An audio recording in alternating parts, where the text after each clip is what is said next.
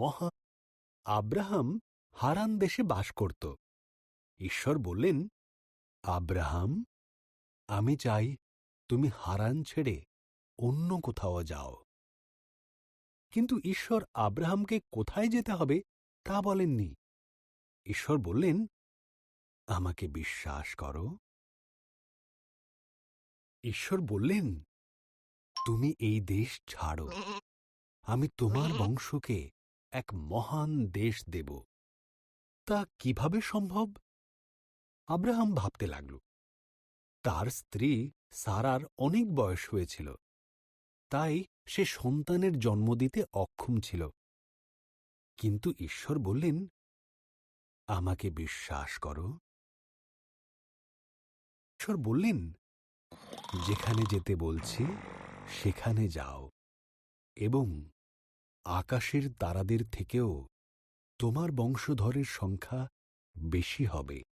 তাদের মাধ্যমে সমস্ত পৃথিবী আশীর্বাদ লাভ করবে। আমাকে বিশ্বাস করো।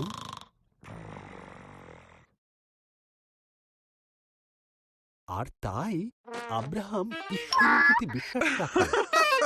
সে তার স্ত্রী সারা, ভাইপো লোট আর যা কিছু তাদের ছিল সেই সব নিয়ে ঈশ্বরের আদেশমতো কনান দেশে পৌঁছল।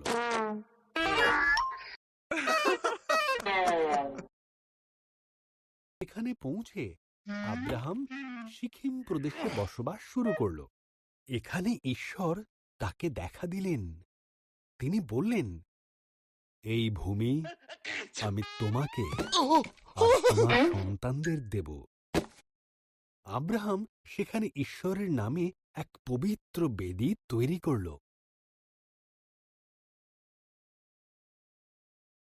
আব্রাহাম ঈশ্বরের দেওয়া সেই প্রতিশ্রুত দেশটি ঘুরে দেখল। ঈশ্বরের প্রতি স্থির বিশ্বাস রাখার জন্য আব্রাহামের মনে ভারী আনন্দ হল। সুতরাং এখানেও ঈশ্বরের নামে সে আরেকটি বেদি তৈরি করল এবং ঈশ্বরের সমস্ত প্রতিশ্রুতির জন্য তাকে ধন্যবাদ দিল।